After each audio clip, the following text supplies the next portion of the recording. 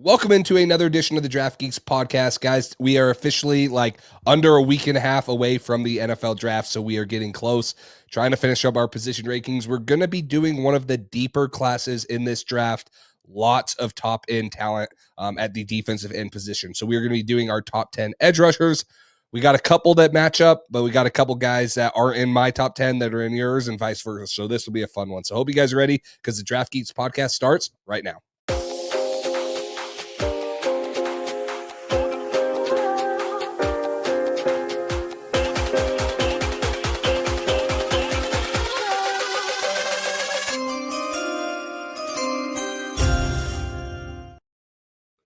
Welcome into another episode of the Draft Geeks podcast. I'm Max Showstack over at the Draft Geek, here with Jace Campbell over at Pat's Drive. Today we're going to be previewing and really doing our final rankings for this edge rusher class, which, as Jace just mentioned, is one of the more exciting groups in this class, a very deep group, some top-end talent, arguably the best player in this draft. So I'm really excited to get into this one. It's been a minute since we've been here. I've been over, at some golf tournament that just happened in Augusta, and we're ready to, turn the page on that and talk some edge rushers, man. How you doing, Jace? Yeah, Max just casually gets to go work the Masters. Oh, my bad. Let me take a couple weeks off. No, that's exciting. It's good, and it's gonna be fun. We have lots of content coming up in the next 10 or so days. So make sure you guys are subscribed, whether you're on YouTube, whether you are on Apple or Spotify. Got lots of content coming up. But right now, getting into our top 10 edge rushers. Got a couple honorable mentions. So do you want to start us off with one? Yeah, I'll start us off with one, and I get to bankroll some of mine because, as you mentioned, there's some guys that I have just outside my top 10. You have them in yours, so we'll have those convos in a minute. I got a few, but one guy I wanted to start off with is Jordan Burch, the high-profile recruit who started his career at South Carolina, moved over to Oregon, and he's kind of been flashes. They're there both in the run and as a pass rusher. So I really wanted to profile one of these guys that is just outside my top 10 and is able to still do it as a run defender and as a pass rusher. Just hasn't put it together in either one yet. So Jordan Burch is a developable player that I think will probably go early day 3, maybe late day 2. It's a deep edge rusher class, though. So I think in a normal year, this is kind of what you see out of a guy that you're ranking 8, 9, or 10. And this year, he happens to be somebody that's closer to like the 13 to 15 mark. Yeah, and I didn't mind Jordan Burch. He's a little bit older of a prospect. He's going to be 24 in his rookie season. Played a ton of football, but he's also had a ton of injuries. He missed 3 games because of a meniscus. He missed another game after rolling his ankle. I mean, he was good at a lot of things. There was not anything that I'm like, he's not bad at, but there was nothing that jumped off the screen to me that said, oh, wow, this guy is an elite player. With him being a little bit older and me still thinking he's probably maybe a little bit of a project or someone that could grow into a little bit more than what he is, average burst off the ball, inconsistent pass rush plan. I feel like at times he didn't know what to do. He was just out there running and stuff. So I do like his build. I think that he has an opportunity to get on the field because of how good he can be in the run. He's 6'4", 280 pounds. So he's going to be able to have that physicality, be able to get on the field early for some NFL team. But just probably in my opinion, the older age and not quite the high end upside like some of these other guys we'll talk about in our top 10 was a reason I left him just outside. So think he did have some really good production in Oregon, though. Obviously, for that team, that's impressive. One of the main leaders there. I'm going to jump to one of my guys. I'm going to go to Landon Jackson. He wasn't in your top 10, right? No, he's not, but Okay. he was going to be my next honorable mention if he wasn't yours. Okay. So I'm happy you brought him up. Yeah, I mean, everyone's going to know Landon Jackson, one of the biggest guys at this, position, 6'6", 264 pounds. He almost has an 84-inch wingspan, and he tested very well, 4.68 on the 40 for that size. He also jumped his vertical 40.5 inches.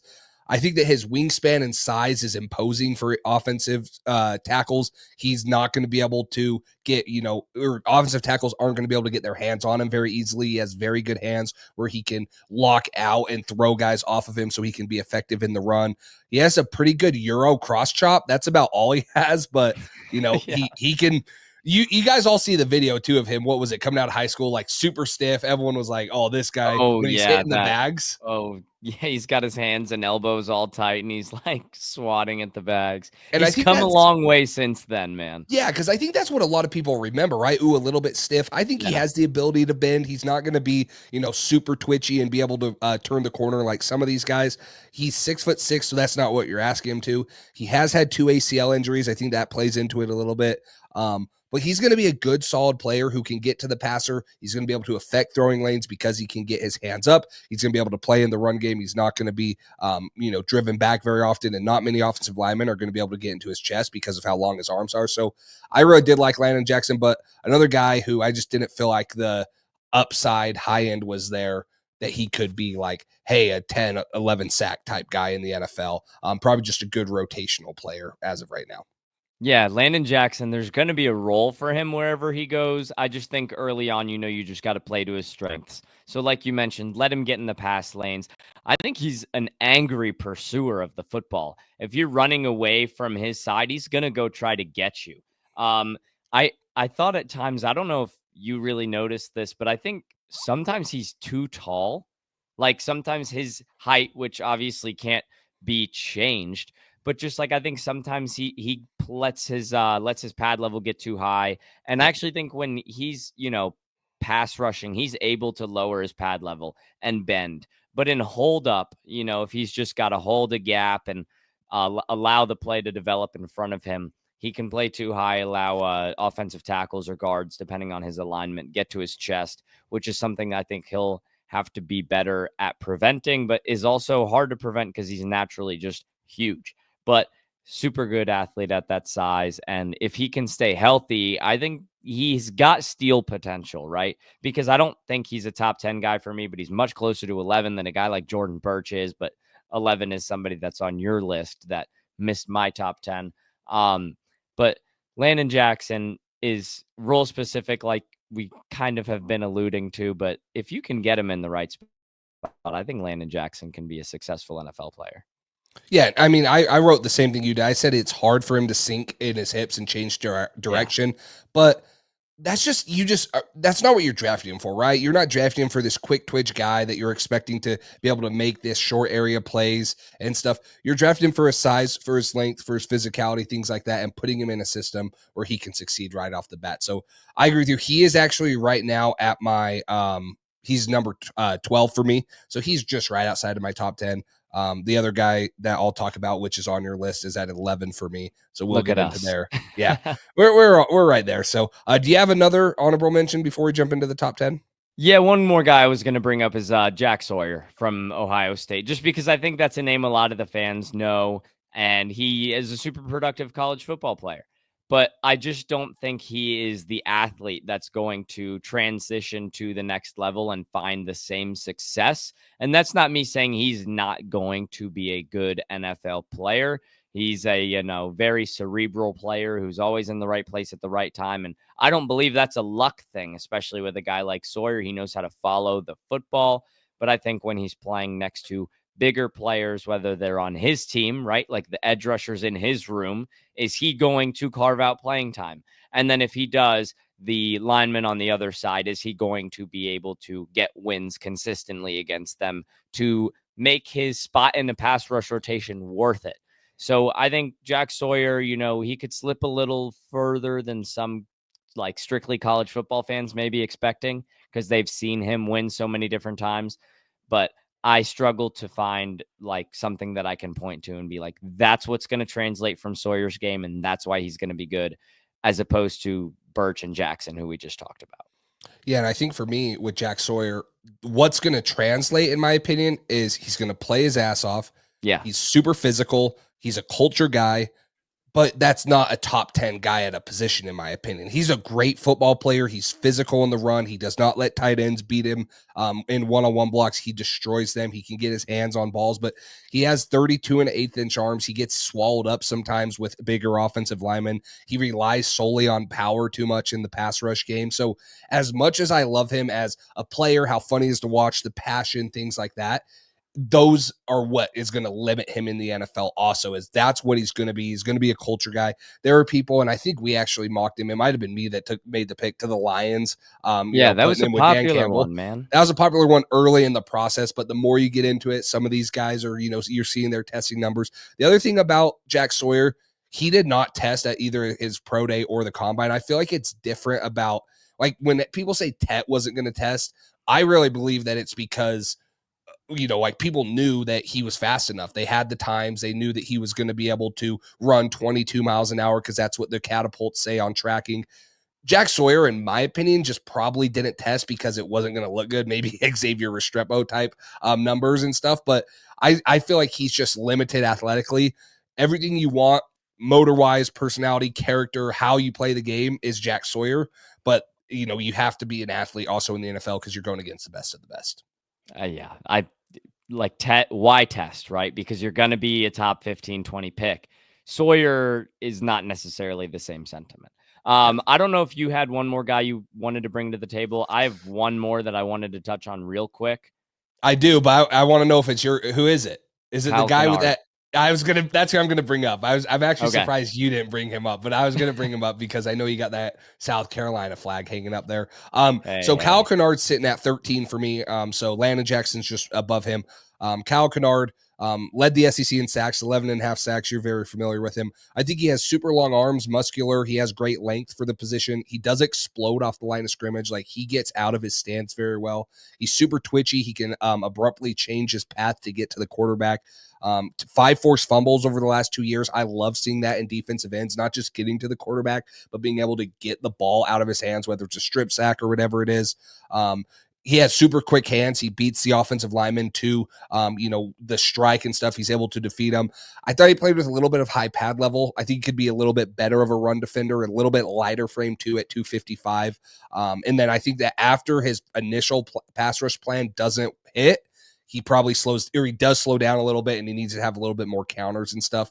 The other thing is, I loved, like, you probably know this better than me, I love, like, his first 5 games of film. And then the Oh, last little yeah. bit, I was like, so, like, what Kyle Kennard are you getting? This is another guy, if I believe, is a little bit older. I don't want to speak. I believe he's played a You're little bit right. more of college football, right?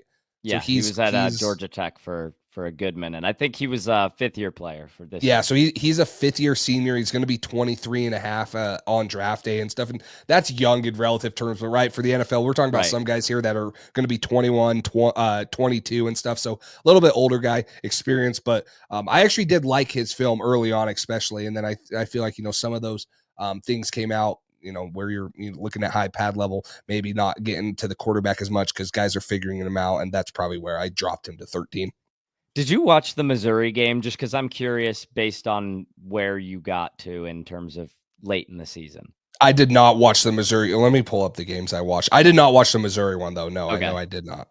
So just and I agree with that, sort of sentiment. I actually thought the LSU game, which was earlier on in the season, was a very high and low game. And I kind of think that's what you get with a guy like Kyle Kennard, right? He's such a good, talented, natural pass rusher. And he also knows he's got the experience to like know what works as a pass rusher. I want to see him rely a little bit more on his athleticism. I think sometimes he can just be like out athlete somebody. And then I think sometimes, like you mentioned with the counters, I think sometimes he's thinking too much. Like, have your plan and then just be an athlete after that, because we've seen him do it before, but it's not as consistent. My main concern here is the run game, and I think that's pretty consistent with evaluations of Kyle Kennard. I don't know if early on in his career he's going to be out there on many rundowns, but if it's 3rd and 9 and I have rookie Kyle Kennard on my sideline, I'm sending him in there because, and there's one more guy that I kind of feel the same way about, actually two, one just outside my top 10 and then one in my top 10,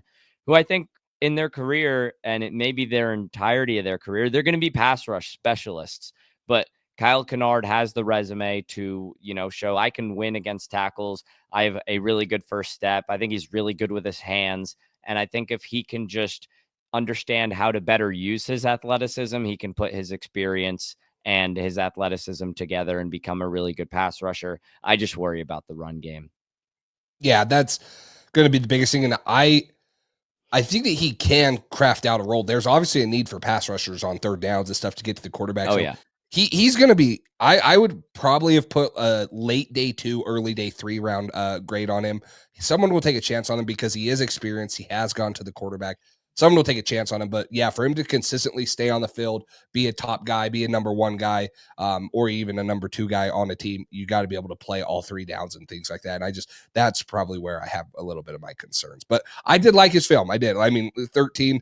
There Yeah. were some people that were a little bit lower on him too, that are, kind of putting him in like 18, 19. I didn't see that. I had him No. above a lot of guys. Yeah, I still liked him I enough. think listen, I think you're higher on this particular Gamecock than I am, which is nice to see that Kyle Kennard's getting some love because I think there is a lot of it's been a very drastic change, right? He was like in first rounds of in-season mocks just Yeah. because he was racking up stats early on with I don't know if you got a head start on the 2027 edge class while you were watching Kennard, but Mr. Number 6, Dylan Stewart's pretty special across from him. But Kennard was racking up sacks. So I think it's been a little bit of like, okay, people are watching the film and they're like, some of those sacks are, not as impressive as somebody else's sacks, or their wins are not as impressive. They don't jump out. But I think now some people are starting to fade too far to the other side. I think there is a happy medium with Kennard, and it's right around those early to mid teens. Yeah. I wouldn't put him down close to 20 like I've seen him in some. I liked him more than that, to give him some of the respect. So let's get into our top 10 right here. So if you guys are not on YouTube, you guys can jump over there. We will have the graphics. If you want to just follow along and try to remember, that's great. We appreciate anywhere you're listening to. But let's jump right into this. We'll go 10 through 7. Let's have you start with your tops. I guess 10 through 7 right here. So my 10 through 7 starts with Josiah Stewart, the edge rusher out of Michigan. And then his rival at number 9, JT Tuimoloau out of Ohio State. Then I have Braden Swinson out of LSU at number 8. I'm going to just jump the gun and say that's your 11. And then I have Donovan Ezeraku out of Boston College at 7. You were right on my 11. Braden Swinson is my number 11, so we'll get to him. Start with Josiah Stewart, and then I'll read my 10 through 7 because I do not have Josiah Stewart in my top 10.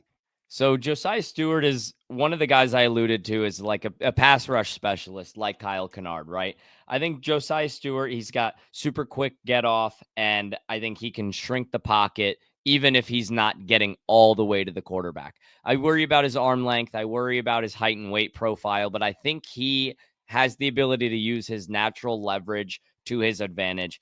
And when you got a guy that's, taking advantage of being able to naturally win the leverage battle and knows how to use that to get to the quarterback, I think that's where your pass rush specialists come from. So I see that in Josiah Stewart's future. I think he can cover the flats as well, which kind of increases his role, right? He's not just somebody that is only going to be a cover man, but if it's 3rd and 6 and you want him to go get a sack, but there's a route that goes to the flat, you can ask Josiah Stewart, like, hey, if this route goes your direction, cover it. And he'll get that done for you. So I think Josiah Stewart, he's a big part of why Michigan was able to have that little bounce back of a season they did after winning the national championship. They started off really rough, and then they were able to, get their way to 8-5. And I think Josiah Stewart was a big, big part of that stout defensive line with Mason Graham and Kenneth Grant, who we will talk about in future episodes. But Josiah Stewart, specialized blitzer, but I really like the way that he's able to generate those pressures. And I think he can carve out a role for himself at the next level. Yeah, and one thing that I really like about Josiah Stewart, he is the only FBS prospect in this draft class with 30 career sacks or more. So production, I mean, he's been very, very good. He had 12 and a half sacks in 2021. He was at Coastal Carolina then. 5.5 last year at Michigan when they won the national championship, 8.5 this year. He's had the production. I think what worries me is the size. 6'1" and 249. Compare that to Jalen Walker, who we put in our linebacker rankings. Jalen Walker, same height, weighs 6 pounds less, but he actually has longer arms than him, barely, and he has a little bit longer wingspan. So talking about a guy, obviously Jalen Walker, who we believe is a great off-ball linebacker, but who we said is probably not big enough consistently to play on the edge. And so that's what worries me. I think that he is a pass rush specialist. He can bend, he can dip, he can get to the quarterback. He was upgraded to a team captain last year. Everyone praises how good of a player he was. So I like him. I think that he has the potential to be a very good um, pass rush specialist. But that's why, like, for me, I couldn't put him in my top 10 is because I feel like you can get more out of a bigger, longer Landon Jackson, even though he can't get to the quarterback as consistently. You can get more out of him than a Josiah Stewart. So I don't blame you for putting him in your top 10. I was a little further off on you. I have him at 16, so he was, not very close for me. But I definitely see what you're talking about with, how he gets off the ball, how he gets to the quarterback, how he wins in a lot of different ways, his speed, relentless effort. So I get that what you're saying, but those were some of my reservations and why I have him at 16 instead of in my top 10.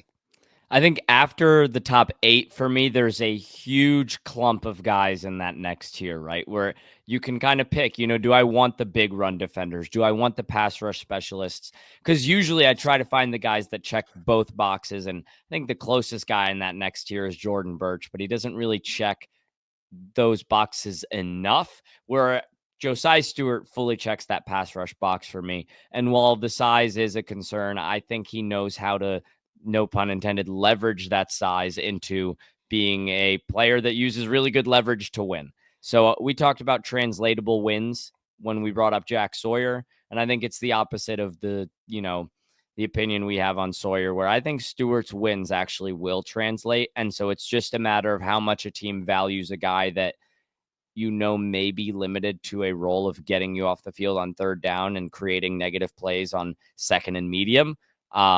But I think Josiah Stewart is going to be, a huge addition to a locker room, edge room, coming from a high profile program, a guy that moved up from, playing in the Sun Belt. I really like Josiah Stewart's game, man. I think the guys that get to the quarterback naturally, and we obviously have a type because we'll get to our top threes, but this kind of plays into that as well.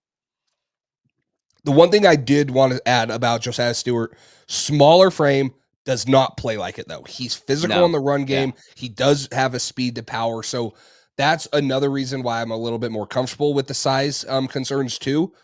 Is you see him physical on there. I just, when he's going to yeah. play bigger, longer offensive linemen in the NFL, that's going to be the concern is, hey, you can be super physical, but if you can't get your hands on him, if you can't do that, that's going to be my worry. So I do like his physicality. I do like his play strength. It's just the limitations of the size that's going to be his problem in the NFL and things like that. So I'll read my 10 through 7 now. So I have JT Tuimoloau from Ohio State at 10.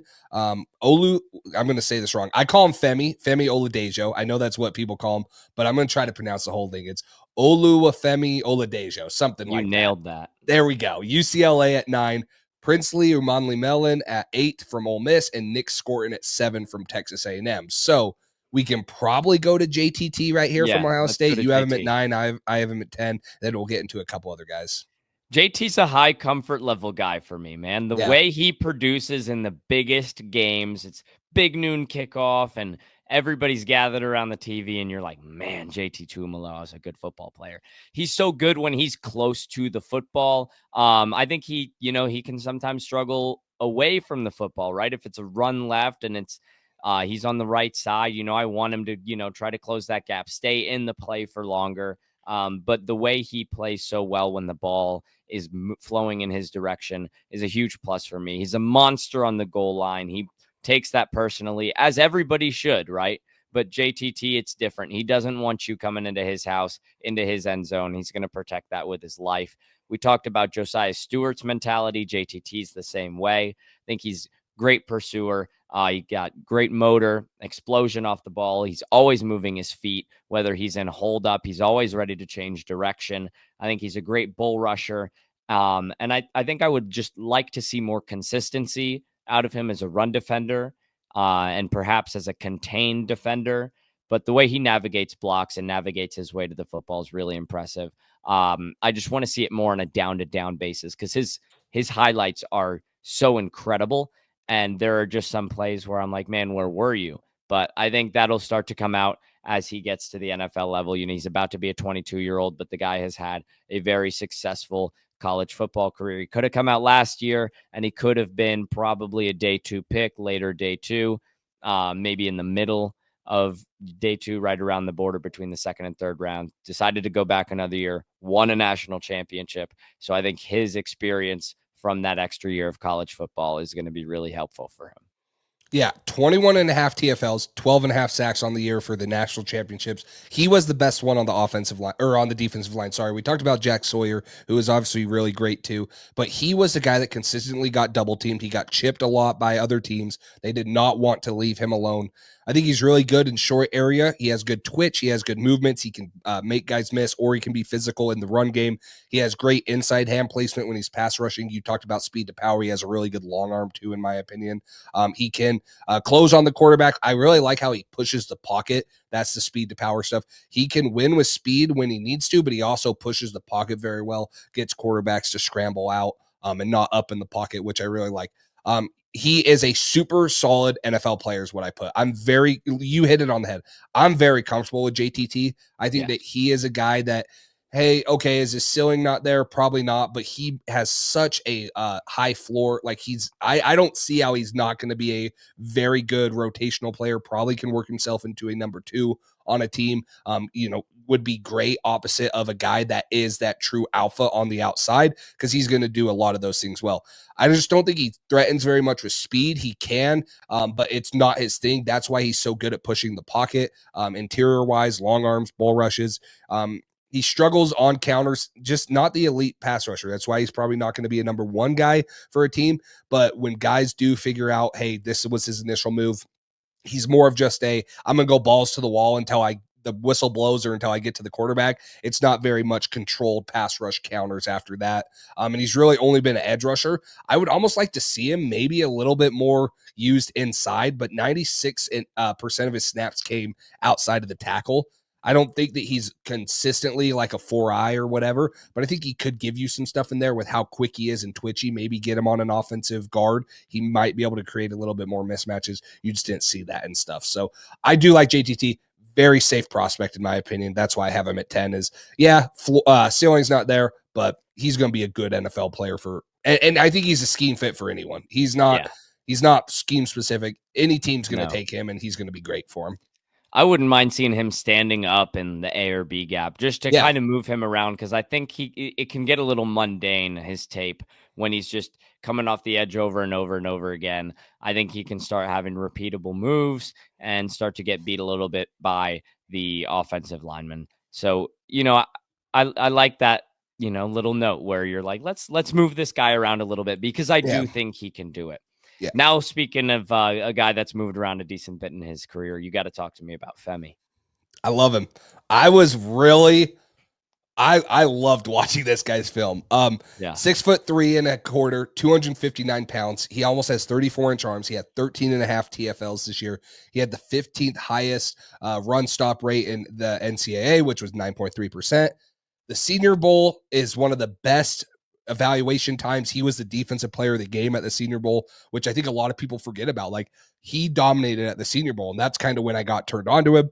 And then watching his film again over the past, week and a half, 2 weeks, refreshing for this episode, he just remembered how much he jumps off the screen. I think he's got a great build. He got a super muscular body. He looks like he's chiseled, super powerful hands to defeat blocks. I think he uses his speed to power better than anyone in this class. He is a former linebacker. He shows smarts and quicknesses to be able to get around blocks or through blocks to make TFLs. I thought he was very physical. He looked comfortable taking on pullers because of his linebacker background. He's had to do it before. And so I think that he's comfortable doing that. I loved his effort and energy. I thought he had great quickness, whether he was trying to get to the quarterback or to the running back. And I think he uses his length well. That's something you talk about with offensive tackles. But you can have 36-inch arms. If you don't time your strike well and you don't know how to use it, it don't matter. So I really liked Femi Oladejo's tape. I think he's a high upside guy. He's not even 22 years old yet. He's played the edge position very little. This was really only his first year playing it there. And I thought he did some really good things both in the run and in the pass. I don't think he comes with a great pass rush plan, but I think that's what you're going to draft him for is, hey, we can develop this guy. He has the twitch. He has the good strong arms. He has the length. you can develop the pass rush moves, the pass rush plan with him there to be able to be an elite. And I wouldn't even say elite because I don't think he has Abdul Carter type, production, Right. but to be a very good NFL pass rusher just off of what we've seen from 1 year of him. I think if what you see is what you get from him, I'm much lower on this prospect. But if you want to talk about the ceiling, I'll talk about it all day because I don't have him in my top 10 because I think there are players with more defined roles that I can see the vision more clearly for than Oladejo. But with this guy's background as an off ball linebacker and his ability to move in space and move through space and give you coverage snaps, I don't think that can be lost in this guy's game. Very versatile player in that aspect. Super raw player. I think he profiles as a power rusher. But one thing I wrote down, and you talked about his high effort. I saw him lead blocking on a pick six against Oregon, had a scoop and score. The guy's always going to play through the whistle. He's not jogging if another teammate's created a turnover. He's going to win the race through the goal line. And that's something I always look for from defensive players. Can you, in an instant, snap into becoming an offensive player and go the other direction with that effort? I think he's got that. Outside of his effort and his power rusher profile, I think he's got a lot to work on, but he has a floor to win with power and be a good player in the run. In the run. And I think if he can use his athleticism to become a more natural and better pass rusher, we're talking about somebody that could be one of the more notable second round picks in this class.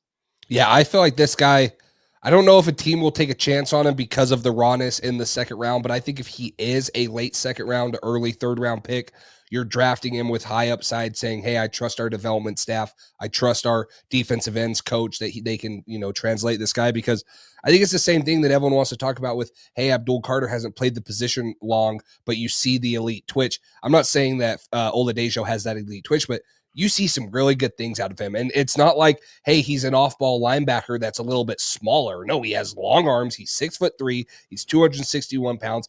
I think he probably could put on a little bit more weight and stay twitchy. If you could get him to 270, I think that he's still twitchy. He was weighed right in at 260. So you could probably put 10 pounds of muscle on him too, let him hold up a little bit better and see if he can keep his twitch and quickness and stuff. But yeah, I think I was enamored by what I saw the ceiling could be for this guy.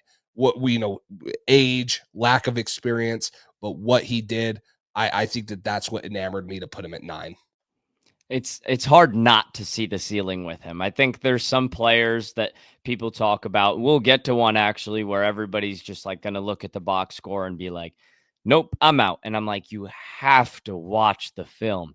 And Oladejo is one of those guys, but I think because he's projected to go a little later, people are more comfortable talking about him as a sleeper. I will add, Mel Kiper had him pick 28 in a couple mock drafts ago to the Lions. So maybe Oladejo goes earlier than we think, and you look like just a genius having him in the top 10. I'd look like an idiot if you went 28. I only have him at 9 here. They'd be like, you idiot. You're right. Maybe the Lions, hey, last time they drafted, they know how to get a little creative. They do. In the NFL draft. So yeah, we'll see. We'll see. Should we, let's go to Swinson, because I know we will each have our 7s a little bit higher. Swinson's your 11. He's my 8. He's an older prospect, but he was impossible to keep off of my list. He had a super productive season for LSU this past year. He had 60 pressures, an over 90 pass rush grade. And he's been able to get it done as a run defender. He's not as good of a run defender as he is a pass rusher. He'd had an insane pass rush win rate this year. Yeah. And I really liked what he did specifically in the pass rush. He's got power off the ball and his get off with his hands. I think that's the number one thing with him is his hands. He's really good off the line of scrimmage, and he sets the tone for every rep with his hands. He's got heavy hands, very powerful. He can run the arc as well, so he's got kind of that bull rush move through you, and then he can go all the way outside and win. He's got good bend. He's got a good motor, and he pass rushes with urgency, which is something that I really like to see, and something that you frankly have to have if you've been playing college football since 2020, because I need to be able to be comfortable with your floor, and I am comfortable with the floor of Braden Swinson. I think he plays a little bit tall in pursuit, But I do think that when he's engaging at the point of contact, he's really able to drop that pad level and become, exactly what you look for from a pad level standpoint in an edge rusher. He's good off the ball, as I mentioned. And then I think I would like his losses to be better, because I think when he loses a rep, he's a non factor on the play.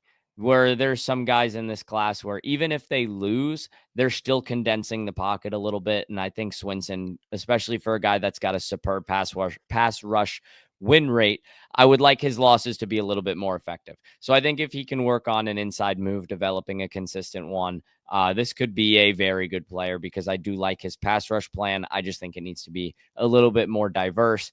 I have him at 8, but he's comfortably at 8. I wouldn't put him at 9 or 7. And Braden Swinson, somebody that I think could go earlier than a lot of people expect. Yeah, and he is so close to being 10 for me.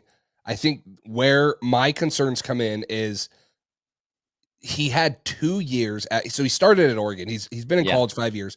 2020 at Oregon, he played 7 games. He had no sacks, no TFLs. In 2022, he played 12 games. He had 1.5 TFLs, no sacks.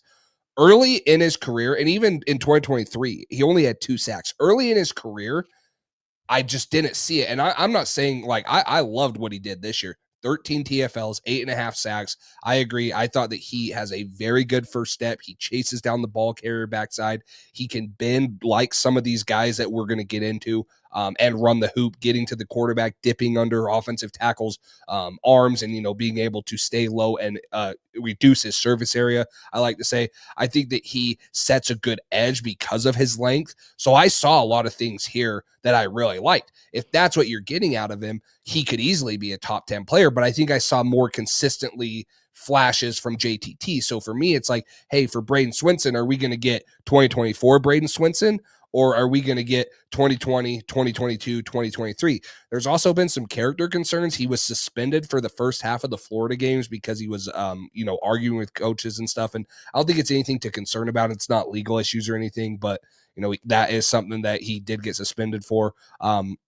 So I guess for me, it's, hey, the combination of the 4 years before this year was a little bit lackluster, and you didn't see some of the things you saw this year. But then again, you're like, hey, maybe he was just young, immature, and now this is what he's going to be. So I definitely see, like I said, I almost had him at 10. I almost put him above JTT. But the high floor for me for JTT was one that kept me keeping Braden Swinson out. But I definitely liked his film a lot more than I probably thought I was going to. Another Yeah. guy that everyone's starting to push up into their top 10. And I was like, gosh, is this guy really going to be that good? And I thought he was this year. I thought he was good this year. The This year. previous couple years, I've been a Yeah. little bit, it was a weird taste. It has to be 2024 Braden Swinson, right? Yeah. It has to be, because outside of that, he's not a productive player and just wouldn't be a top 20 guy in this edge class. I don't think anybody should be afraid to say that. But with late breakouts, I think you really have to zoom in on it, because clearly he found something that worked for him this year. And I'm glad he did, right? Because you referenced a guy like JTT. He had an explosive sophomore year, was a popular top 5 pick in way too early draft, slips a little bit in 2023, but still would have gotten drafted, and then had another good year this year. So he's got a complete college football career. Watch any game, you'll see what people are talking about.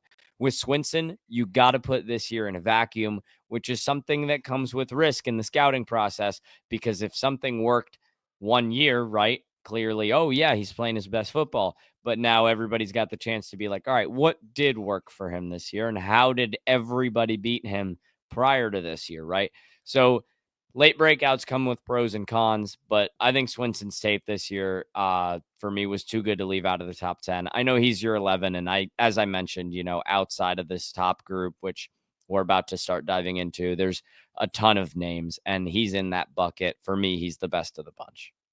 Yeah, I agree. I got one more guy to talk about on here. My number 8 is Princely or Molly Mellon. I got to ask you before I get into him. Yeah. Who, in your opinion, or who are we further off on? Oladejo or Umanli Mellon? Because I have both Uh, those guys high. I think Princely we might be further off on, because Oladejo, while you have him at 9, and he's not well, I to be completely honest, I kind of am fence sitting on the 11 to 13 range, because Yeah. I got my 10 and I was like, I know who the best 10 are, and I'm not going to bother ordering 11 through 13 just yet. They're both in that bucket. And just Oladejo's ceiling, I think I'm more comfortable with. So I would say we're further apart on Princely because he's another guy that I think is just really a pass rush specialist. Yeah, and so for me, I like Princely Umali Mellon, 6'4", 3 and 3/8, 244 pounds. He has 34 and 3/8 inch arms. I think he needs. I'll preface this: he needs to grow into his body, and I think he can with those long of arms and only 245 pounds. I think you could put on 15 to 20 pounds of muscle on this guy. He can fill out his body a little bit more. He ran a 4.72. He had a 38-inch vert. This is another guy who we talked about with Braden Swinson, who had a 22.1% pass rush win rate.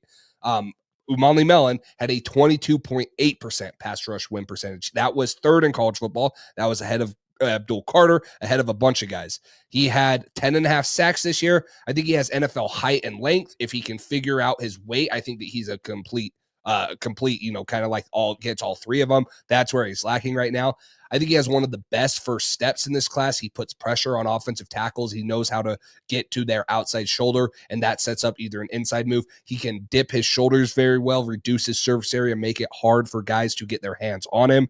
He has successful spin moves when he gets high in the pocket, working back to the quarterback. I thought he had a good motor in pursuit. There were a couple times where I saw him chase guys down or make plays that you're just like, whoa, this is impressive.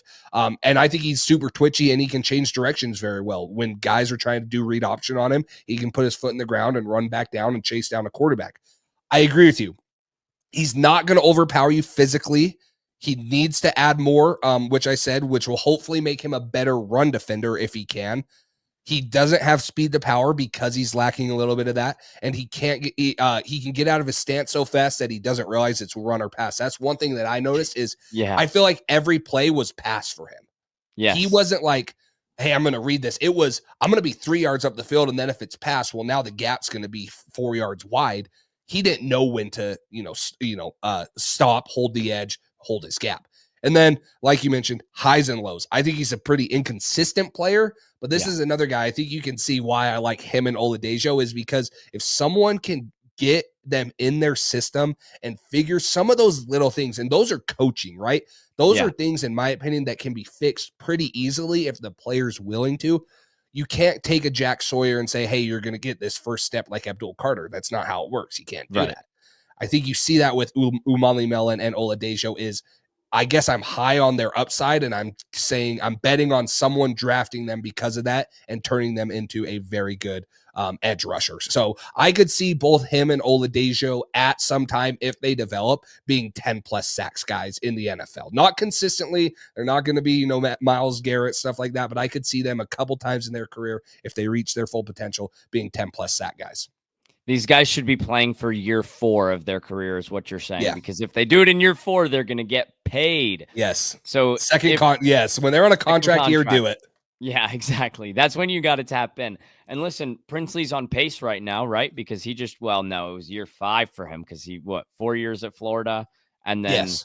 so maybe he's got to dial it in a little bit, just focus on that 4th year. But in all seriousness, I think he grew a lot as a player this year. I think with the Florida tape, I think it was a viral clip where it's just there's multiple instances of him at Florida, like literally walking while playing and just not at all playing with pursuit and just seemingly looking like a player that just did not want to be there. And then I know he had a post that went viral before Florida played Utah in week 1 2 years ago, and Utah certainly made him pay for that. But I think he grew a lot as a player and as a, like, I think there's such a thing as on-field character, right? Yeah. When you talk about pursuit, like, how are you away from the ball? Will you go chase this down?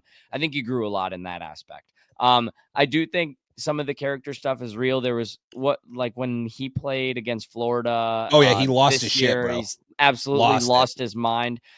Somebody's got to take him and dial him in a little bit. Yes. And there's guys we're going to get to, 2 more that are really high up on our list that have some, underlying stuff. And Newman Mielin, I think, is one of those guys, but he had a really successful season this year. I love the Georgia tape, and that's a big deal for me Yeah. because Georgia, really good football team, but also that game was in a monsoon.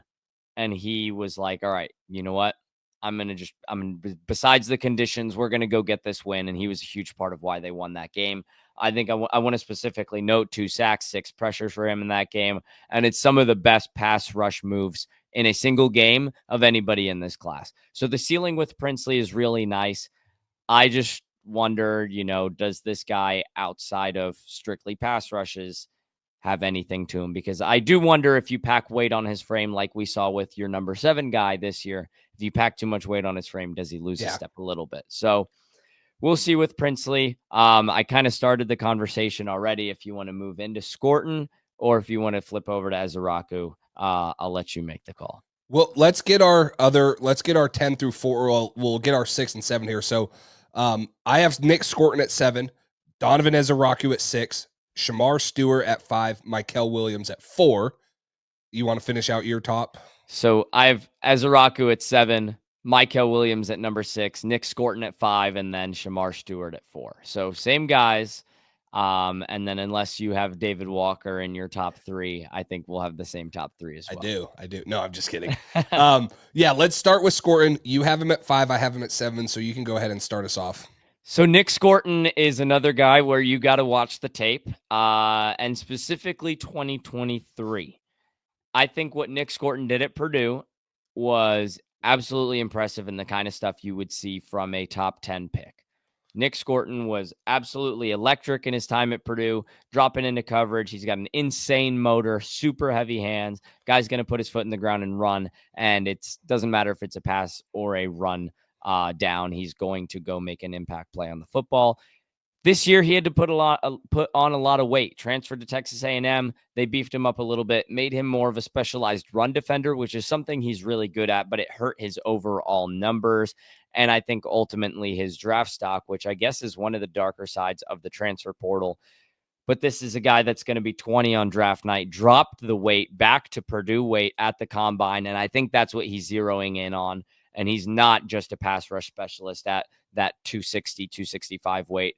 I think this is a pretty complete player in terms of box checking with pursuit, pass rush, run defense, and somebody that's being a little bit forgotten about in this class, to be completely honest, because his teammate is stealing a little bit of the show athletically. But Stewart had 8 sacks at Purdue.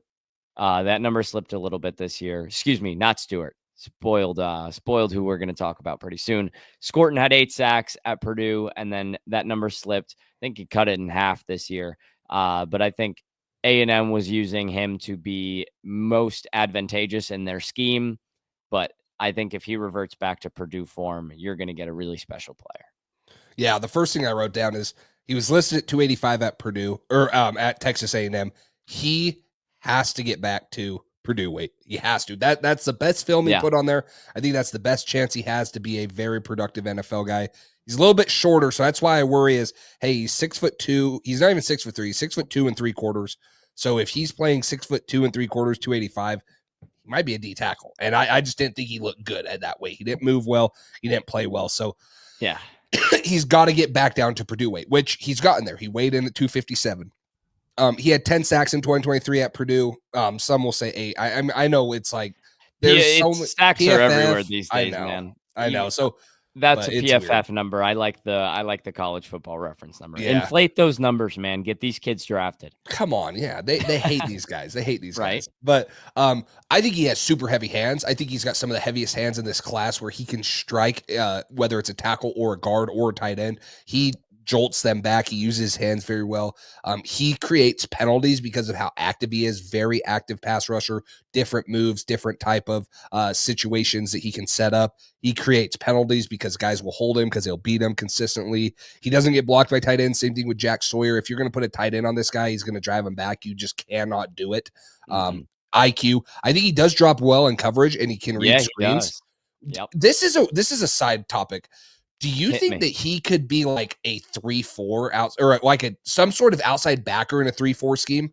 I think he could give you snaps there. Like, I don't think that's his position, but I wrote down specifically that the guy's scheme versatile because I think no matter how creative a defensive coordinator is, Nick Scorton's going to be, he's going to have a spot for him because the guy, did you notice specifically at Purdue, that's when he's better at it for that weight. Yeah. Whereas Purdue probably had somebody in their building that was like, this guy is a pretty dang good, like, outside linebacker type sometimes. And at A&M, somebody thought he could be a D tackle. And gosh, no. Yeah, and he's not going to be an outside backer, but I think if you're drafting him Yeah. to a 3-4 scheme, he can give you snaps there. He can drop in coverage. He can be adequate at it and give you something there. And so I did kind of like that. I agree with you. His pursuit effort on the backside of plays, he's constantly chasing down, hair's almost on fire. Like he is just running and he is making plays. And then I love that he's not even 21 yet. He is one of the youngest guys. And I think that he's put good film in college already at some big time programs. And he still has room to grow, I think. So I don't know if he's or sorry, I said he can't have bad weight and he's not ideal for that height. That's what I talked about there. I think he needs to add a little bit more finesse. I think that he's kind of a go hard player right now. In the pass rush game, he tries a lot of things, but maybe needs to add a little bit more finesse and a little bit more technique. And then same thing with counters. I feel like he's just throwing counters to throw counters because he got stopped. It's not like, oh, hey, I set up this move, I'm going to spin inside, or I'm going to work outside and do this. I don't know if that's really in his repertoire, but also with him playing at 285, he just wasn't able to do that. So I think the weight fixes a lot of things. He could easily be higher than 7. He has the upside there. And if he can stay at the 257, 260 mark like he weighed in at and he played at Purdue, he's going to be super productive. I think his best ball's still ahead of him. Good. Yep, for sure. Yeah. So let's pivot to Ezeraku. We'll get back to Texas A&M in a minute. I'll let you go first with Ezeraku. You got him at 6. I got him at 7. So I think we're going to see him pretty similarly. Some people are a little higher on him, but I have my reservations, but also I really like the player overall. Yeah, I think I've seen him as high as like 4 sometimes. I thought that was a little high. I didn't think that he has. I think he's a back into the first round guy, possibly an early second round guy. He will be a mid to late 20s pick. You can just say Raven. Yeah, we did draft him there last in our mock draft, so he's a Baltimore Raven. There you go. We're manifesting this. A little bit shorter, 6'2.5", 248 pounds. He had 34-inch arms, so really long arms for his size. I mean, you talk about production, man. This dude, other than Mike Green, he had 16.5 sacks. That was second in college football, 20.5 TFLs. Pass rush win rate was up there, 18.2%. He was an All-American ACC Defensive Player of the Year. There's not much better production in college other than him. I mean, you look at his last couple of years, 16.5 sacks this year. He had 8.5 sacks a couple of years ago at Boston College. Long arms, uses them well. Good job defeating blocks. 34-inch arms for a 6'2.5" guy is very good length. Very, very good length. Yeah. So I think he's a smooth rusher. He can dip around the edge. He's super smart. I think that he wins with technique. That's why I probably have him a little bit lower. Smart player, going to do a lot of things right, but he doesn't have the twitch. He doesn't have the things of the top 3 that we're going to talk about and a couple of the other guys up there. Good acceleration to win. He can run the arc. He doesn't bend, super well like some of these guys, but he dips and runs it better than some guys like Jack Sawyer, Landon Jackson, some of those guys that we just talked about later. Good ripping off blocks in the run game. One thing that I loved about him, tell me if you like this about him. I loved how Boston College used him as like an A-gap rusher. They'd stand him up in a 2-point stance. They'd use him. I think that's great. I think that is something that teams need to keep doing. But the reasons I'm a little bit lower on him, just slightly light for the NFL edge, or for the edge there. Under 250 pounds is pretty dang light for a guy. Needs to add more strength in his upper body to be truly elite in the run game. I thought he was good enough, but not elite. He doesn't chase down the quarterback or running back from the backside. Pursuit I didn't really like there. Didn't see it much. Needs to develop a speed to power move. I think right now he doesn't really have that, but that's going to become with more strength, hopefully adding 10 to 15 pounds of muscle. And then he does get eaten up by pullers. He has long arms. He can set the edge, but pullers seem to kind of get into him and eat him up. He didn't really know how to take them on. So this is a first round grade for me on this guy. I could see him maybe slipping into the second round, just depending on what the board looks like. Offensive tackles, receivers, people go with those positions late, but I think he has the talent to be a late first round guy. No, worse than, an early second, probably off in the top 40 picks, I would say, with his production, how he wins, things like that. It's a very translatable game. A lot of teams will be comfortable with drafting.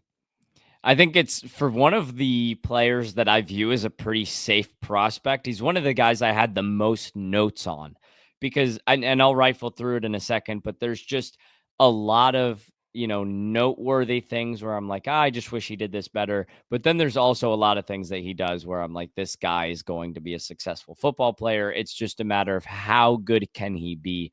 What is the ceiling? So Yeah. for me, he's got an epic pass rush bag. The plan is all there. He's got a deep arsenal of pass rush moves. He's got a great get off the line of scrimmage. I think he can over pursue when getting to the backside edge, especially on a rundown. So as a contained defender, when the running back wants to bounce it back, I need Azaraku to be there and make the play as opposed to over pursuing. But I think that's something that's easily coachable. I think his pursuit is good unless he loses initially off the line of scrimmage. I think there are some plays where, given his frame, he'll lose initially off the line of scrimmage, and that kind of ends the rep for him. We can't have that. But I do like the way that he wins naturally with the leverage battle, given his smaller height, but also wins with the length battle. I think that's a very powerful combo. He's got good bend to turn the corner. I think he can get washed out a little bit in the run, but the strength of this guy's game is the pass rush. His arm length is the calling card, right? Yeah. The arm length to disengage from offensive tackles that have generally longer arms than edge rushers. Ezeraku, he uses those long arms and his vision to get off the blocks and get in the right spot. I love his drive, his motor. I think he's got some stiffness in the hips. I think sometimes he appears top heavy. And I think that, even though he does fight through contact with the effort, it's just, can you control the amount of times you're going to get washed out by bigger physical linemen? So overall, a really good player, but the reaction time and the change of direction just felt a tick slower compared to the top guys at this position. You kind of mentioned that with, his quick twitch isn't up there with the rest. So while I really like some traits that Ezeraku has to offer, there were 6 guys that I liked better. Yeah. Yeah. I can see that for sure. It's he's super productive, might not have some of the traits, which actually is ironic. We're going to get into a guy probably right now that is All the the traits. opposite. Yeah. All the traits and none of the production. But yeah, another one that's, he's got more upside, in my opinion, than JTT as a pass rusher alone. So Oh, that's for why he's sure. up here. But he's another guy that's a relatively safe one. I know I was super high on Oladejo or Umali Melon, but those are guys that are high ceiling, high or low floor type guys. Like you, they could be really good. They could be, hey, maybe this guy's the 15th best one, and I acknowledge that. I think that they Yeah. have the traits.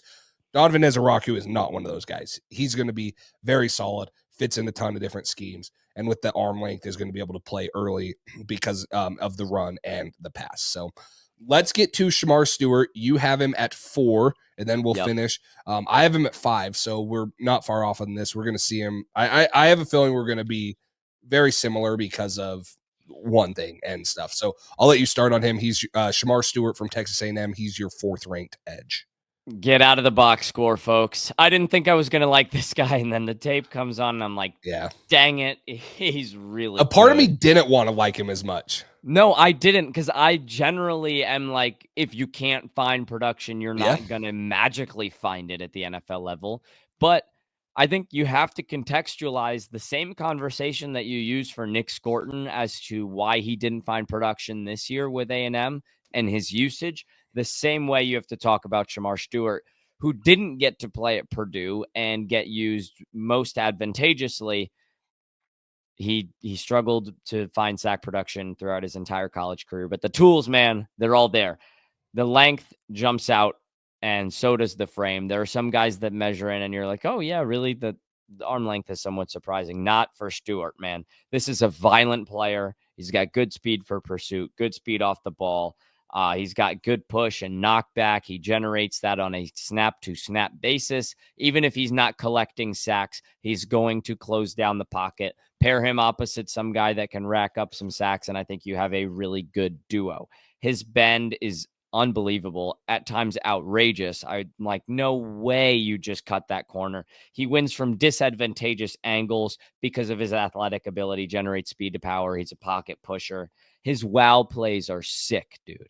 his wow plays, I'm like, how could he not be good? And then you realize that the wow play wasn't a sack. That's how. Yep. So he's got to have better sack production. There are some times where, his job on the play is just to push the pocket back and Yeah. let Nick Scorton or Shamar Turner from the inside do the work and generate the sack.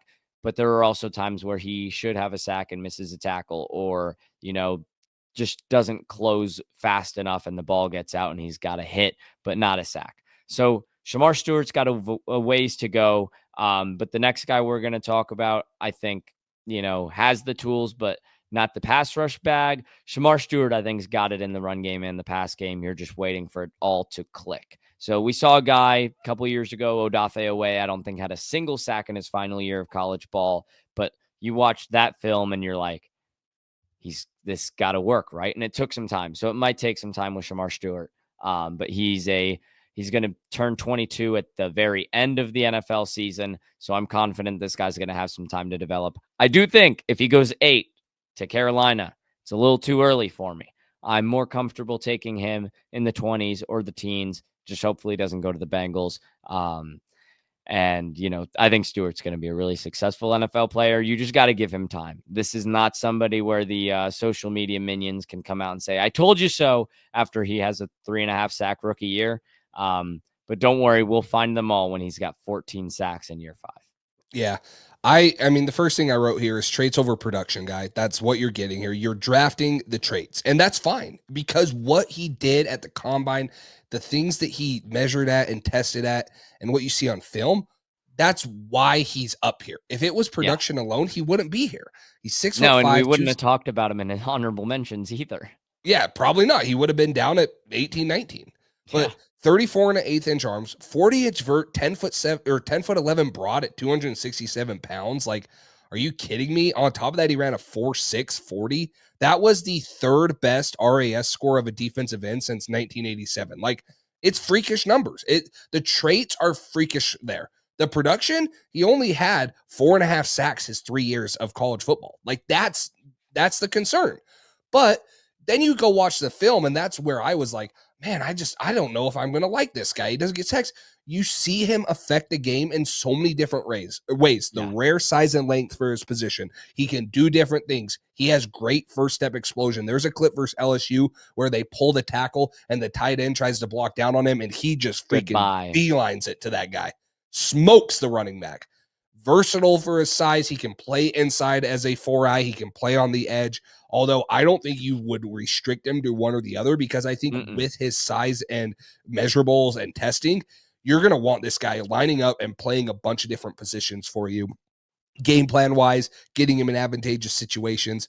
He's super good in the run game. That's where he's going to make his money in the NFL because of everything that or his 34 and eighth inch arms. He's going to be able to keep guys off of him. He's going to naturally be a better run stopper than a pass rusher, in my opinion. But his speed to bowl is also deadly too. So you put him on the outside. Hey, he's got 4.6 speed. He's super fluid. He can bend, but he can also run straight through you because he's 267 pounds and he's explosive as crap. So for me, it's just like, man, yeah, the production's not there. I didn't want to like him as much as I did, but you see him affect the game in so many different ways that I had to have him in my top 5. It's like, man, he is a specimen, and you just don't see guys like this come around very often. I'm usually not a fan of those guys either, but Shamar Stewart, man, the tape is so different than it usually is with guys that lack production. I almost had him at 3. I really almost did. So we'll get into another traitsy guy right here. Mykel Williams out of Georgia, another guy that's probably going to go top 20, top 25. My 6, your 4. You're going to start, and I wonder how close he was to being number 3 for you. He was close. I don't think that he ever pushed James Pierce, but I think it slipped my mind. I think I was closer to putting Mykel Williams at 3 than I was Shamar Stewart at 4. So I had him comfortably at 4, Mykel Williams.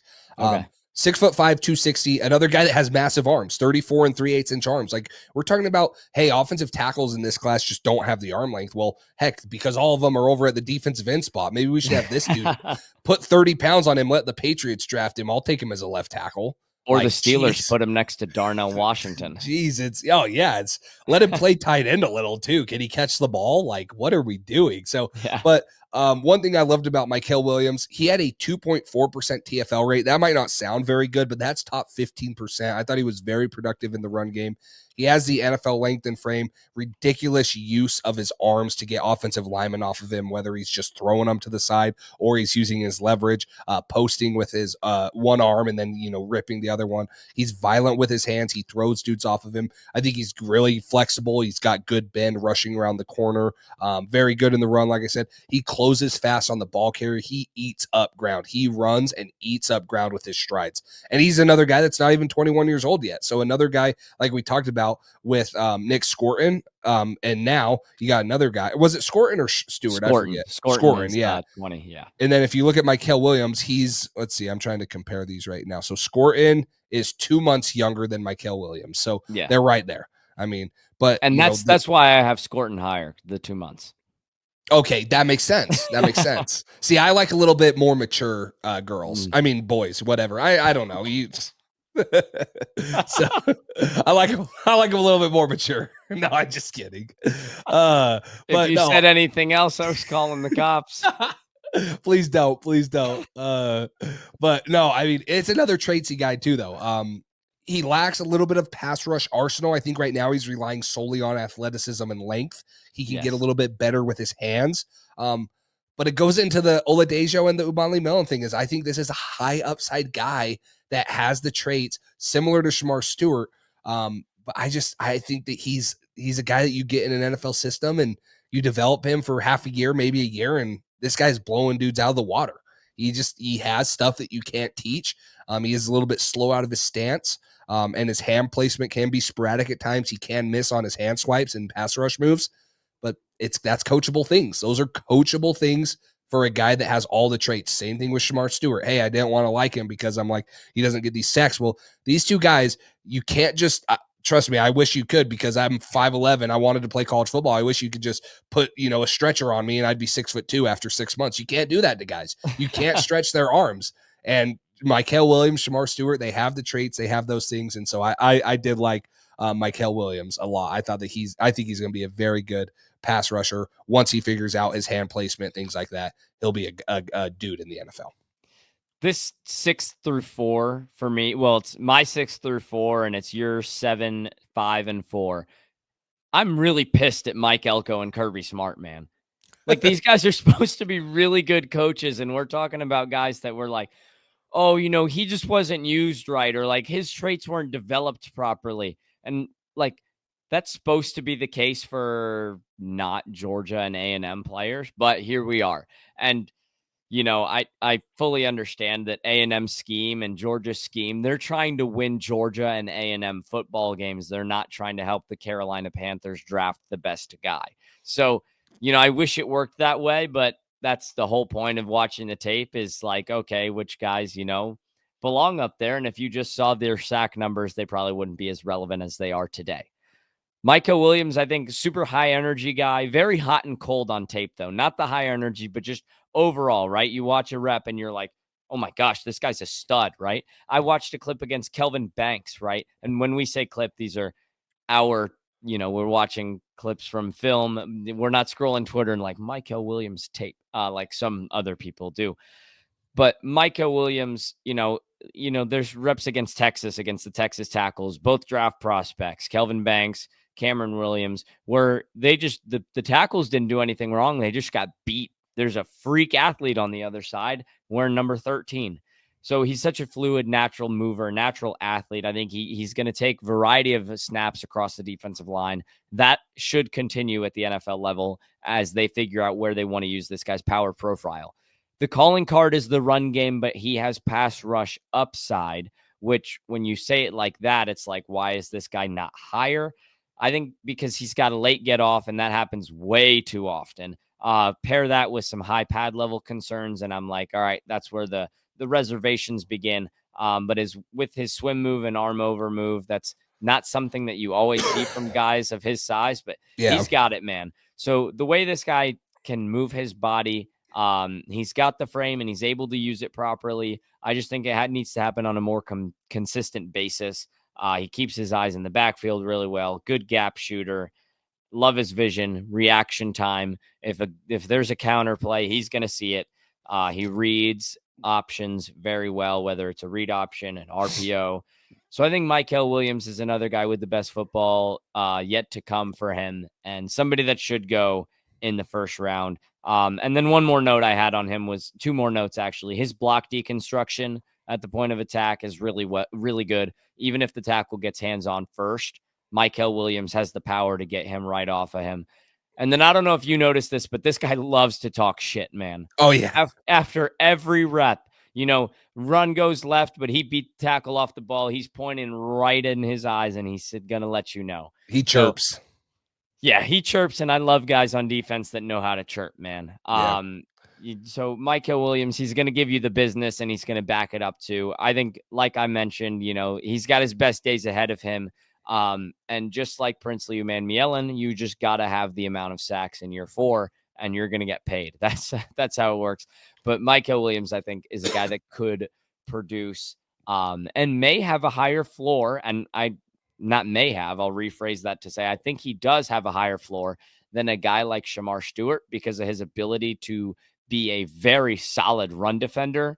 But I do think he's got to be coached up as a pass rusher, which is why I have a guy like Stewart higher, because I think Stewart is a better run defender, better pass rusher, and a good enough run defender to have that incredibly high ceiling. But Williams is a stud. I can see why you have him at 4. And then the top 3 guys, I think we just covered a lot of really good football players, and I think the top 3 kind of takes it up a notch.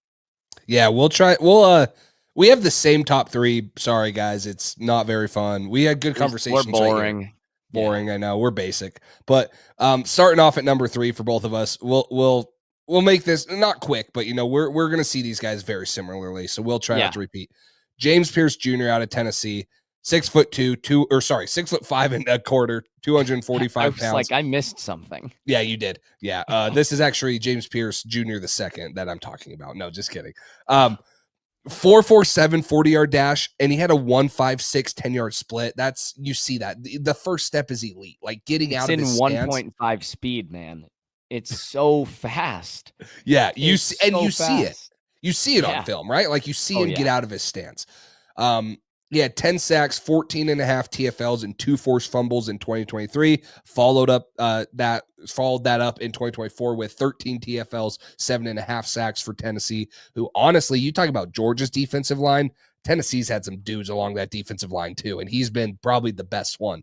Long, athletic build that's going to fit in the NFL. He beats offensive tackles to their spot because of how fast he gets out of his stance. They are constantly worried, panicking, because they know, hey, if I don't get to my landmark, this guy's just going to run the corner. He's going to be able to bend. He's going to be able to turn. Now if they overset, he's going to make an inside move on you. He's a 12, 13 plus sack guy in the NFL. Probably he's a threat for it at least every year in his career, in my opinion. Very twitchy movement. He works back to the quarterbacks once he gets to the top of the rush. Like I said, with Ben, things like that. And then pursuit speed to track down the ball. 4.47 at his size. He's running dudes down, constantly making plays. I think that his weight is a little bit of a problem in the run game. Maybe can add a little bit more there. A bit stiff at times, but I think that he shows good enough because of his speed that he can get under them. And then he does have a little bit of bad pad level, but man, this is a guy that pass rush. I mean, you don't even want to say upside, but this is a guy that you can legitimately see having 13 plus sacks in 4 or 5 years in his NFL career. His bag of pass rush moves paired with his ability to bull rush you when you're expecting him to go outside, and those elite movement skills, the elite speed to get downhill in a hurry, man. I'm using the word elite, and I don't throw that around lightly. Like, I'll say it right now. I'm more of a guy that doesn't have very many first round grades every year, and James Pierce Jr. is right on the border for me. And there's 2 guys that for sure have first round grades from me this year. But when you got a guy that plays like a running back and his ability to get skinny in between gaps, James Pierce Jr. has traits that you simply can't teach.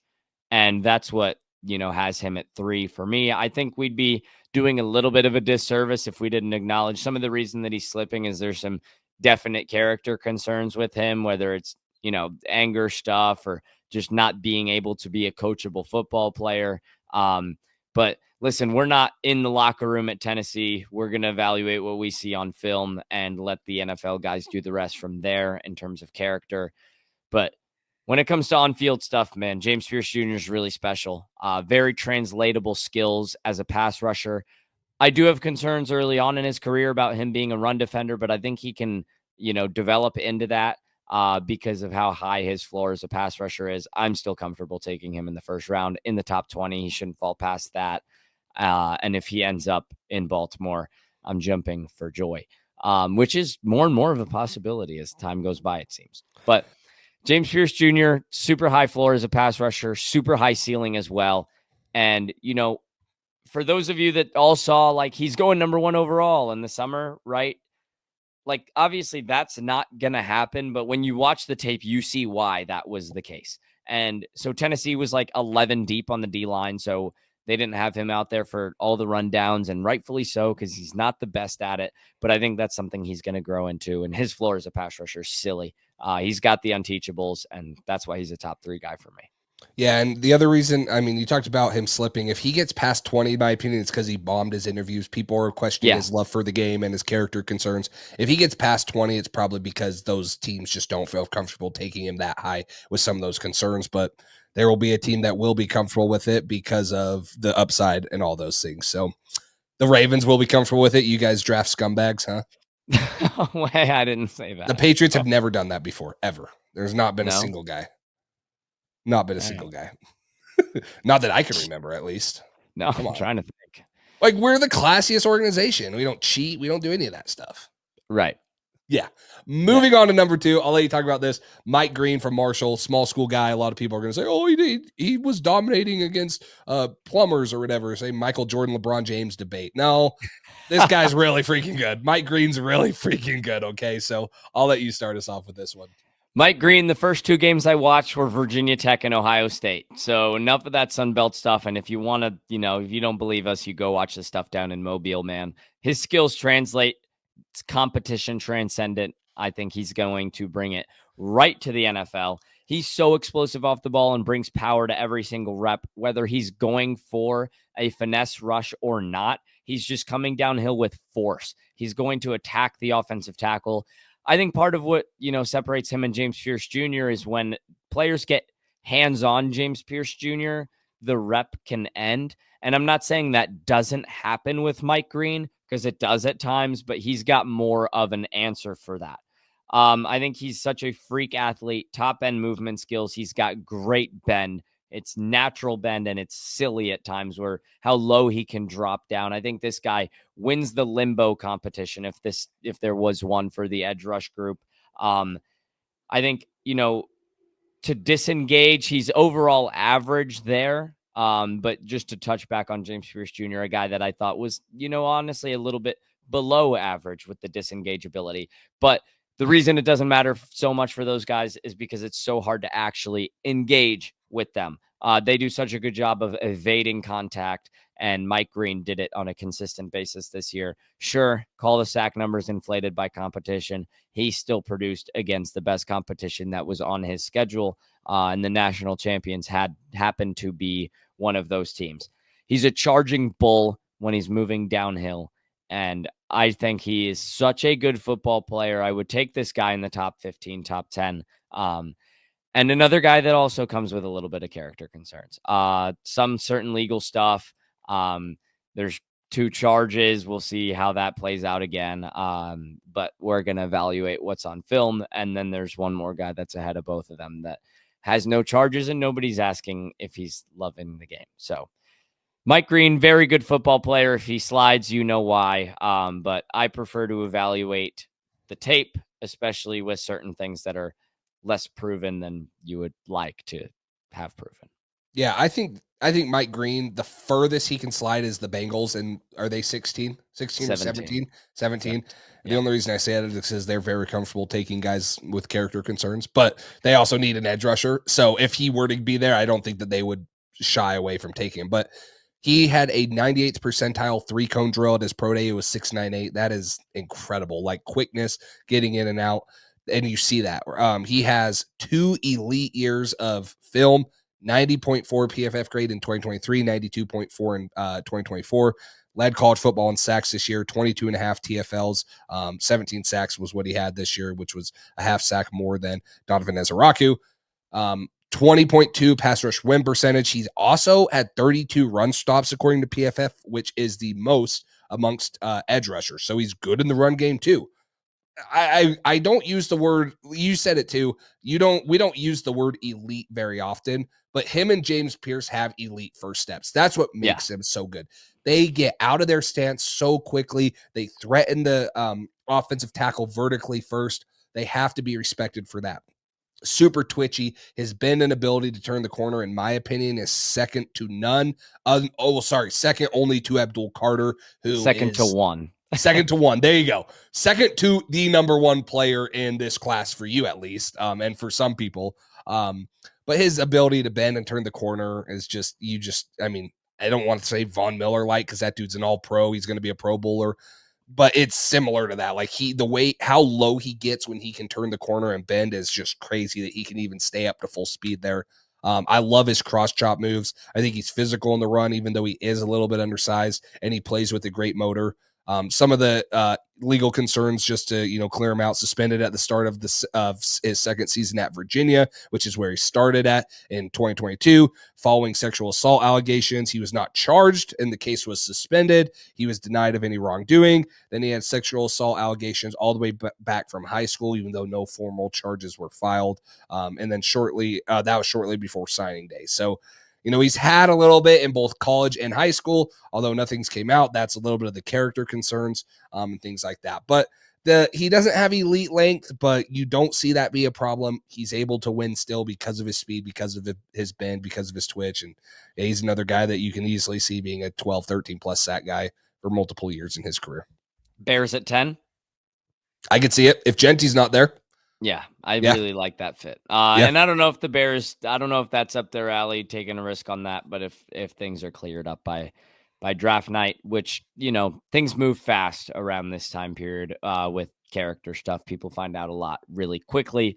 So I think if the Bears feel comfortable, I think that's probably where the run starts, maybe 8.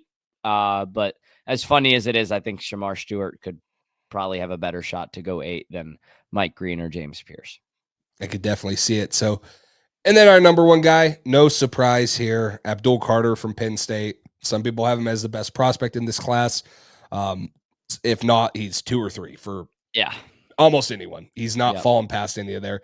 He's going to be a top 3 pick. I want to say a top 4 pick. I just don't think he's going to make it to the Patriots at 4. But yeah, Abdul Carter. I mean, he's everything that everyone's ever heard about, for the last 6 months. 6'3" and 3/4, 250 pounds, a little bit lighter frame, but that's okay. He's only played 1 year of true edge. He was an off-ball backer. So you're saying, hey, this guy was elite. He had 12 sacks, 23 and a half TFLs, 22.6% pass rush win percentage. And this was his first year of playing edge rusher. Holy crap. I said elite for Mike Green and James Pierce Jr. I said this guy is shot out of a cannon with his first step. It's not much better than those guys, but those 3 guys, just how they get out is different. I said he's a tier 1 NFL athlete just in general. Like, you talk about like Micah Parsons and stuff. He's up there with them. I was really interested to see what he would have tested at and all of his stuff. The elite bend, the naturally explosive. He's physical despite his lighter frame. I think the off-ball backers has a little bit to play into that. He has a deep pass rush bag. I've seen him do ghost moves, cross chops, spins, long arms, anything. He controls offensive tackles outside arms with his outside hands with his, so that they can't get into him. He can stand up and rush from inside gaps, create mismatches there. 34.6% of his tackles were behind the line of scrimmage in 24. That's either a sack or a TFL. Like, there's just not much this guy doesn't do. He's so dynamic. He's going to be one of the best pass rushers in a short time in the NFL. Really, the only concern there is, hey, is he going to hold up at 250? Is going to handle the NFL physicality? And then the other thing is that everyone's talking about is, he had a stress fracture in his foot that they found out, doing some interviews and stuff. He does not have to have surgery, but is that going to be an effect? Doesn't sound like it is. But man, this guy he's everything you want in a number 1 overall prospect, and he's Easy leap. That Notre Dame game with one arm is Yeah. possibly the best film of any prospect in a single game in this entire class. I'll go negatives first just because they're so quick and I want to just get them in there before like you mentioned the injuries, and then I think sometimes he can rely too much on his athleticism. Where if a tackle's just sitting back and waiting, they can kind of get lucky and catch him because he's moves so much so fast, and they just end up in the right spot. Versus when Carter gets tactical, there's little chance of any college offensive tackle stopping him there. He can be a rusher at all gaps. I think that's my favorite part about him. Penn Yep. State got really creative, unlike Texas A&M and Georgia with their freakish edge rushers. Penn State got really creative and brought the best out of Abdul Carter, which ended up bringing the best out of Penn State. So if any coach is listening to this, which why would you be? You Why know, wouldn't you be is what you should be saying. right. Sorry.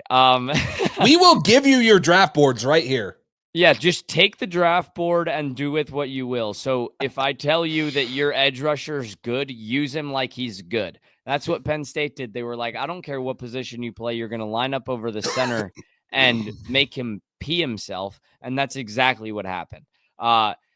Abdul Carter is just an absolute, like, unbelievable player. He's tactical. And when I say he can rely too much on his athleticism, that's, at times where I'm like, oh, there was a better move for you there. Stand up rusher, hand in the dirt, run defense, pass rush. This guy's got it all. Burst off the line of scrimmage is an A++. Running back like shiftiness and short area quickness.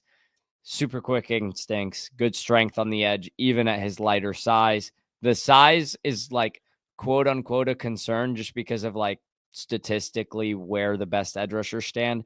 But at his size, he makes it work. You hardly notice that he's a lighter player, and he plays read options so well. This guy's just a nightmare. He's going to have an impact on every single play. The quarterbacks are going to have to ID him on every single play from day one of his NFL career. He's the number one player in this entire class for me. And if I was the Tennessee Titans, I would take him number one overall. I Yeah, like I like him that much, and there's not much to say. He's far and away number one for me. 2 is kind of on an island, Mike Green, and then 3 to 7 is kind of in, a little bit of a bucket, and then 8 and on is where we kind of went over. But Abdul Carter's far and away number one. There's not that many guys in this class that are far and away number one at their position for me. It's probably Abdul Carter at edge one, Ashton Genty at RB1, and Cam Ward at QB1. Those are probably the 3 biggest standalone players in a position group, and maybe Jihad Campbell. I But was going to say Jihad Campbell yeah, for sure. But I I don't even like to say that he's not my number one prospect in the whole class because I think that he's 1B. I think it's right. Travis Hunter 1A and he's 1B. And I don't blame you for having him as number one. Like there is no argument that I have that would I think Travis Hunter because he's probably going to have a little bit of value on both offense and defense. I think his ball skills are elite, but this is a premium position too. Like edge Right. rusher is a premium position. If you can have an elite guy, and elite guys like Abdul Carter don't come around very often. I don't think he's as good as a Myles Garrett type prospect that we've seen coming out, but he is not far off. Like he's one of the best, probably a top 4 edge rusher we've seen come out the last couple years. I know that Micah Parsons is more of like an off ball backer, but I think he's very comparable to him. What you're going to see from him in the NFL, and he's going to have a long career. And be very productive. So let's read our 10 through 1 again. I'll start. I have JT Tuimoloau from Ohio State at 10. Femi Oladejo from UCLA at 9. Princely Umali from Ole Miss at 8. Nick Scorton from Texas A&M at 7. Donovan Ezaraku from Boston College at 6. Shamar Stewart from Texas A&M at 5. Michael Williams from Georgia at 4. And then James Pierce Jr. at 3. Mike Green at 2. And Abdul Carter at 1.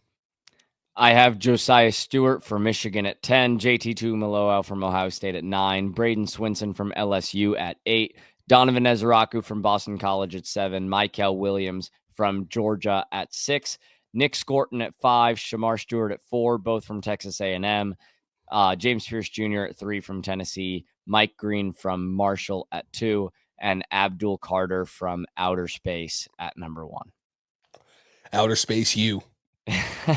Pass rush U, whatever it is. So, but no, that's a good episode because that's a deep class, and I'm not surprised. I think at some positions, most of our top 10 have been similar, just in different spots. I'm not Yeah. surprised that there are a couple differences here and there, especially towards 8 through 10. This is a deep class, and there could have there's going to be people out there that have other guys that are in the top 10 that we didn't even talk about. Like we talked about Jordan Birch and Cal Kennard and them. Some people might have them up there. Some people might have Ashton Gelati. There's other guys to talk about up there. Yeah. This is a deep edge rusher class at a premium position. So this one was fun to talk about for sure. For you guys, I know it's close to the draft. We have a DB episode coming up. We're going to combine safeties and corners, probably just do our top 12, a little bit more there. And then we got interior defensive line, obviously. So hopefully those are coming out towards the end of this week.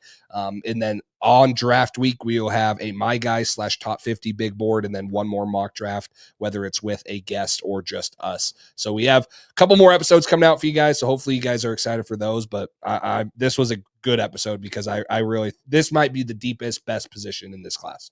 I was going to say it's this or the last episode on IDL. Yeah. But we talked about like 15 guys for this. I found myself brushing up on so many more players than I thought than I remembered I was going to have to before this class. And so just a banger of an episode right here. You went an hour and a half. It didn't feel like it just because you're talking about so many good football players. Sometimes, we start one of these top 10 episodes and I'm like, yeah, honorable mentions. I don't want to have any, but here are 3. I had 4 written down. We talked about 4 different guys, and there's guys that I wrote that were like first round picks in my mind at one point, and they're out of my top 10, and it's totally justifiable. And that doesn't happen often without injuries. So it's a testament to this edge rusher class. Maybe there's not as many like slam dunk elite players. It's not like a year where we're looking at like Kayvon Thibodeau and Aiden Hutchinson at the top. It's more just Abdul Carter, and then there's a little bit of a gap. But man, those guys from 1 through 8, 1 through 7, and more emphatically in our rankings, we had the same 7 guys, and I think that is pretty much a shared testament across anybody that does what we do, because it's just such a great group. So you got anything to add before we wrap this up? Nope, that is it. We appreciate all the support. Hopefully you guys Yeah. are ready for the next couple episodes. It's close, man. I'm excited. Yeah. I'm like ready for it to be here. All right. Even though I'm not, because I love the process. I feel like the last 3 months since we've started this podcast have gone so fast, and I can't wait to into next draft season, summer scouting and stuff. But we still got more work to do, a little bit more in the next 9-10 days. And hopefully you guys are ready for it. Yeah. So as Jace mentioned, rolling it over to next year after we got a couple more episodes, we'll get a My Guys. We might do our own top 50s. We might give you guys like a consensus top 50 between the two of us. So stay tuned for that. But for Jace Campbell over at Pat's Drive, and for Max Shostak over at the Draft Geek, thank you guys for listening. Make sure you subscribe wherever you get your podcasts, and we will see you guys next time.